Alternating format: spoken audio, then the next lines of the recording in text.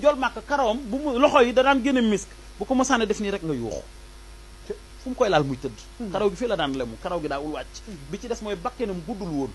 bari na kuy firi naan borom bakken bu ni sulet bakkenam bi guddul de leer gi boo daan déparé ci jëbi di ñëw ci bakken bi min nuuri irniinihi xat zanna nazirahu isa taajjana an xat xaasa min xikami leer gi da daan déparé fii di ñëw ba fii boo foogee ni loolu bu sa bët gaawee da ngay foog ni bakken bee gudd mais bakken bi guddul leer gi moo daan déparé def noonu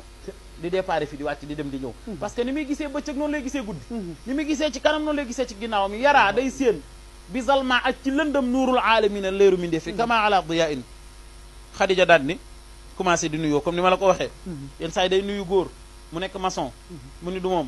yenn saa yi mu nuyu góor muy tailleur mu ni du moom yenn saa yi mu nuyu góor muy carreleur mu ni du moom yenn saa yi muy nuyu muy caméraman du moom journaliste du moom Xadija nuyu di nuyu ba mu des 38e personne 39e personne ni jàbb rasulullahi sallallahu alayhi wa sallam seen ñaari loxoy daal di daje wala xariiru wala di baaja aliyanu min kaffir rasuli tawili zandi la tasimi Xadija def nii loxo yi mel ni sooy Xadija ni waaw kii moom xanaa liggéeyul arrière nag woo Maysura ni ko dàqal 39 jël 40e bële mu liggéey Maysura ñëw ba ci moom ni ko Xadija nee na yow la jël 39 yi dàq nañ leen mu génn ci rang bi ñëw ba ci Xadija ni ko maa mujjee ñëw farlu dafa baax ci liggéey numéro 1 ba le heure bi mu fi ñëw boo bëggee tas yaakaaram day métti comme man nga ndoroon jël ko moom numéro 1 bi nga bàyyi ba beneen jour boo nee ki fi njëkk laay jël beneen jour nit ñi dinañ farlu xoolal ci njool màkk bu doon ñun da nga naan sa ndey ko liggéey daw wax ko sa yaay ni ko yaay ñun 40 personnes lañu waaye yaay yaa liggéey sama kër bàyyi man rek la ñu jël ñu jël ko moom 40e personne looy wax te yaay maa fa nekk ñu jël ma nabi ni ko jëlal numéro 1 bi bu ëllëgee ku njëkk a ñëw nga jël ko gaa ñi dinañ sawar Xadija ni ko du ci daal jël naa 39 yëpp ak yow 40e bi ci saa si jënd ay gileem ci àll bi marché bi ñëpp ac ila Cham kenn ku ne li nga soxla booba yitteelatu ko njool màkk mooy li ko yitteel gileem yi jeex parce que natt na ko 39 gileem la li jënd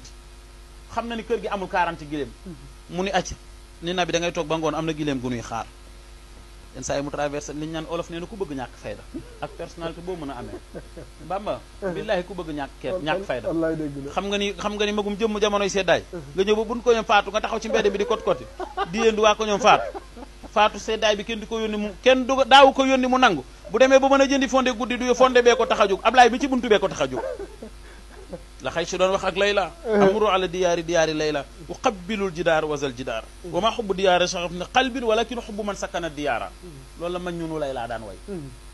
Xadija jël yonent bi exposé ko ci kër gi